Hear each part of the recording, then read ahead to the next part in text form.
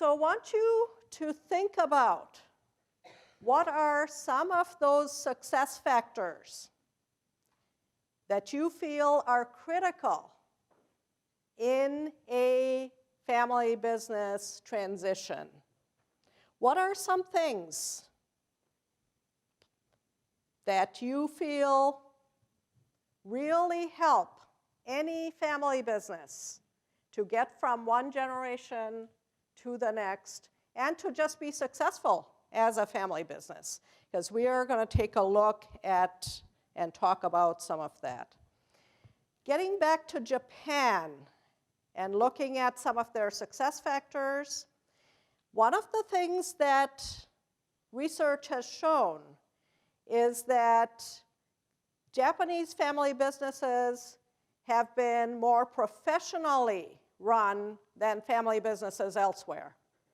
This gets back to that whole adopted heir, the adopted son-in-law system, because they were coming in a lot of times in a planned kind of way, and they had gone to get a lot of education and get training to be able to take over as the owner and leader in the family business.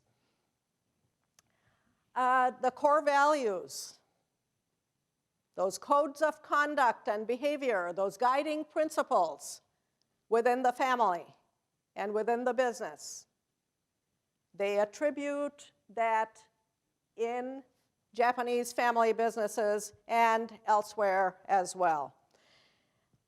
The whole concept of the adopted heir who is coming in to prove something. Keep in mind, this is not their own family. They're marrying into a family, and that need to prove themselves has really shown tremendous results in the performance of Japanese family businesses. And finally, tradition and the whole area of sustainability.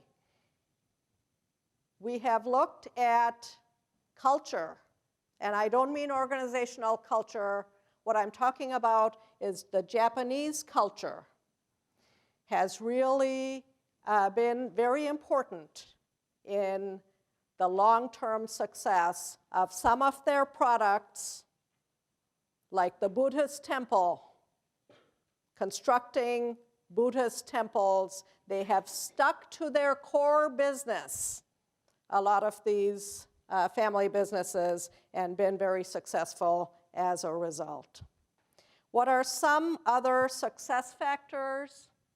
Globally, once again, William O'Hara, who I referenced earlier, has done a lot of studies on success factors all over the world.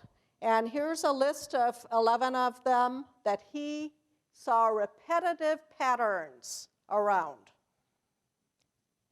And we'll just talk about a couple of them because we don't have time to go into all of them. Family unity, no-brainer. That is always very, very important. Business unity in terms of coming together. Primogeniture, that oldest born son taking over. That is not happening as much in today's day and age as in the past, or in all countries as in the past. But it simplified the whole process because people didn't have to choose which of their children would take over. There was a lack of sibling rivalry. Whoever was the oldest son was groomed to take over. So some of these things worked well in the past.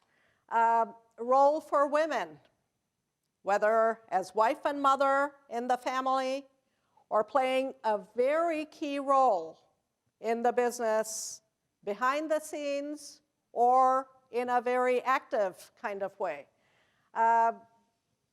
Conflict management, once again, something that we deal with. We have all-out wars at times going on, or very hidden, covert conflict that can derail any process of succession, even the best written plans that can go out the window. So let's look at some other success factors. Companies die because their managers focus on the economic activity of producing goods and services, and they forget that their organization's true nature is that of a community of humans. This is a quote by Arie de Geus. He was one of the top executives at Shell Oil, a Dutch business executive who once again did a lot of research in looking at what helps longevity and sustainability in businesses, and clearly he is looking at the human factor. Yes, we need to have growth, we need to have profitability, but how do we pay attention to the human side of things? Because if that doesn't work, it can all fall apart.